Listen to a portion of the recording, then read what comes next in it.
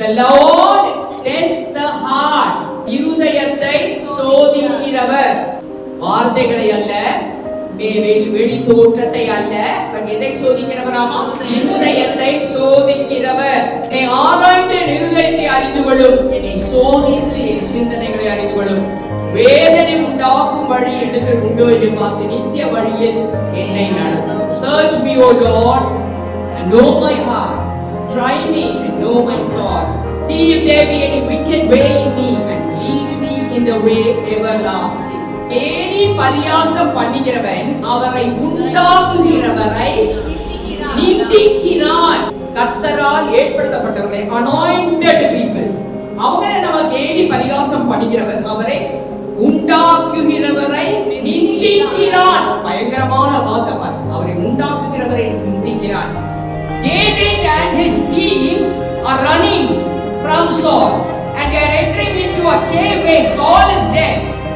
அப்ப தாவீது கூட இருக்கவங்க சொல்றாங்க, ஐயா நீங்க எனக்கு பெர்மிஷன் கொடுங்க, நான் போய் என்ன செய்றேன், சவுலை சாவடிச்சு போறதுன்னு சொல்றாங்க. But Saul says, no, never do it, don't do it, because he is an anointed servant of the Lord. Anointed servant of the Lord. வேதம் சொல்கிறது, அந்த தாவீதுக்கு இருந்த எண்ணம் பாருங்க, வாழ்நாளெல்லாம் சவுல் துரத்தினார், ஈட்டியால குத்தி கொல்ல பார்த்தார். இன்னொரு இடத்துல இன்னொரு கேக்குள்ள அவர் போயிட்டாரு, அந்த இடத்துல போய் அந்த தொங்கலை அறுத்து பண்ணிட்டாரு. அது அவருக்கு ரொம்ப உணர்ந்துச்சு.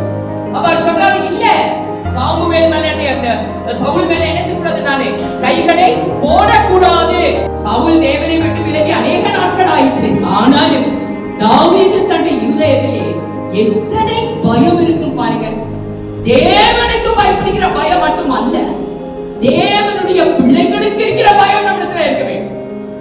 இரண்டு காரியங்களுக்காக நான் அழைத்து பெறுகிறேன். ஒரு காரியம் for correction, என்னை மாற்றிக் கொள்வதற்காக நான் அழைக்கிறேன். Number 2, revelation. You know what revelation is? About myself. ஆவியின் சிந்தை உள்ளவர்கள் தேவனுக்கு பிரியமா இருக்க மாட்டாங்க. ஆவியின் சிந்தை மரணம், ஆவியின் சிந்தை தேவனுக்கு விரோதமான பகை. The intention of the church is வளர வேண்டும். நான் வளர வேண்டும்.